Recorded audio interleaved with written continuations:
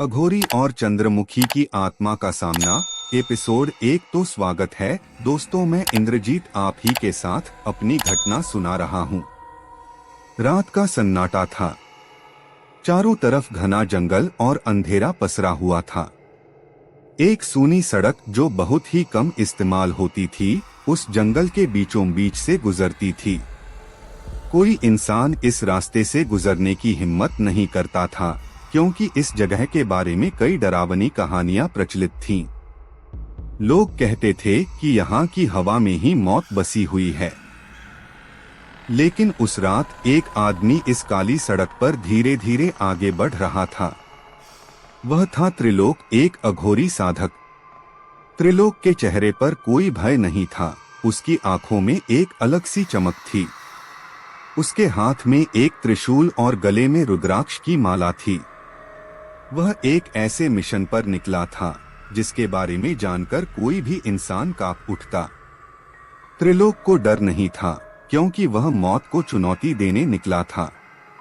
त्रिलोक की मंजिल थी एक वीरान महल जो इस जंगल के भीतर कहीं छिपा हुआ था। कहते हैं कि वहां एक आत्मा का वास है, चंद्रमुखी की आत्मा। उसकी सुंदरता की कहानियां जितनी प्रसिद्ध थीं, उतना ही उसका भयावह अंजाम भी। जिसने भी चंद्रमुखी को देखने की कोशिश की वो जिंदा वापस नहीं लौटा। उसके सुंदर चेहरे के पीछे एक भयानक मौत छिपी थी जो हर किसी का इंतजार कर रही थी।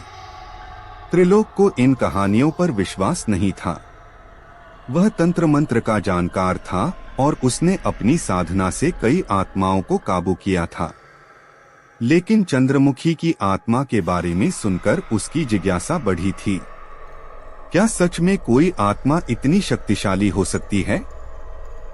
क्या वह चंद्रमुखी की आत्मा को काबू कर पाएगा? यही सवाल उसे इस खतरनाक यात्रा पर खींच लाए थे। रास्ते में हवा अचानक से भारी होने लगी। पेड़ ऐसे झूम रहे थे मानो वे त्रिलोक को वहां से जाने की चेतावनी दे रहे हों। लेकिन त्रिलोक अडिग था। कुछ ही देर बाद उसे दूर से वह महल दिखाई देने लगा। महल पुराना और टूटा फूटा था, उसकी दीवारें काली पड़ चुकी थीं। जैसे ही त्रिलोक महल के करीब पहुंचा, उसे एक अजीब सी ठंडक महसूस होने लगी। यह ठंड हवा की नहीं थी, बल्कि जैसे किसी अदृश्य शक्ति ने उसे घेर लिया हो। महल के विशाल दरवाजे खुद ब खुद खुल गए और त्रिलोक भीतर चला गया। अंदर घना अंधेरा था। हर कदम के साथ उसके पैरों के नीचे की जमीन गूंज उठती थी, जैसे कोई अदृश्य शक्ति उसका पीछा कर रही हो। त्रिलोक ने एक दिया जलाया और महल के चारों ओर देखा।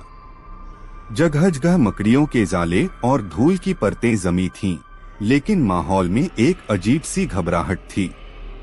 महल के अंदर एक लंबा ठंडा गलियारा था जो सीधे एक बड़े कमरे की ओर जाता था। त्रिलोक ने अपने मन में मंत्रों का जाप शुरू कर दिया और धीरे धीरे उस कमरे की ओर बढ़ा। जैसे ही उसने कमरे में कदम रखा, उसे एक अजीब सी आवाज सुनाई दी, जैसे कोई किसी को पुकार रहा हो। उसकी सांसें तेज हो गईं, लेकिन वह रुका नहीं। कमरे के बीचों बीच एक बड़ा सा दर्पण था जो अपनी जगह पर अकेला खड़ा था।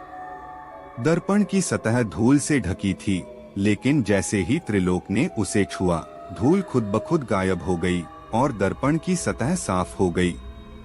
त्रिलोक ने उसमें अपना अक्स देखा, लेकिन अचानक उसके पीछे कुछ हरकत हुई। उसने तुरंत पलटकर देखा, लेकिन वहां कोई नहीं था। वह वापस दर्पण की ओर मुड़ा और इस बार उसे दर्पण में चंद्रमुखी की परछाई दिखाई दी। वह सुंदर थी, उसकी आंखें बड़ी और काली थीं और उसके होठों पर एक हल्की सी मुस्कान थी। लेकिन उसकी मुस्कान में कुछ अजीब था, मानो वह त्रिलोक को चेतावनी दे रही हो। त्रिलोक ने एक कदम पीछे लिया, लेकिन तब तक बहुत देर हो चुकी थी।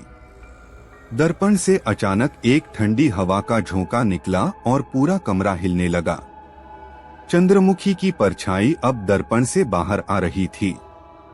त्रिलोक ने अपने मंत्रों का जाप तेज कर दिया, लेकिन वह हवा की तेज गूंज में खो गया। चंद्रमुखी की आत्मा अब पूरी तरह से त्रिलोक के सामने खड़ी थी, उसकी आंखों से आग निकल रही थी। तुम यहाँ क्यों आए हो? एक गहरी गूंजती हुई आवाज उसके कानों में पड़ी। त्रिलोक ने जवाब देने के लिए अपना मुंह खोला, लेकिन उससे पहले ही चंद्रमुखी की आत्मा अचानक उसके सामने गायब हो गई। कमरे का तापमान अचानक और भी गिर गया। त्रिलोक को महसूस हुआ कि कुछ बहुत गलत होने वाला है। उसकी आंखें दरवाजे की ओर गईं, जहां से एक परछाई तेजी से उसकी ओर बढ़ रही थी। और तभी एक जोरदार आवाज हुई और कमरा अचानक अंधेरे में डूब गया। त्रिलोक ने अपने चारों ओर देखा, लेकिन कुछ भी नजर नहीं आ रहा था। उसकी सांसें रुक गईं, जब उसे अपने कंधे पर किसी का ठंडा हाथ महसूस हुआ। एपिसोड का अंत यहाँ होता है, जब त्रिलोक पलटता है, लेकिन कौन उसके पीछे खड़ा है? चंद्रमुखी की आत्मा या कुछ और अधिक भयानक? तब तक के लिए बाय एंड टेक केयर।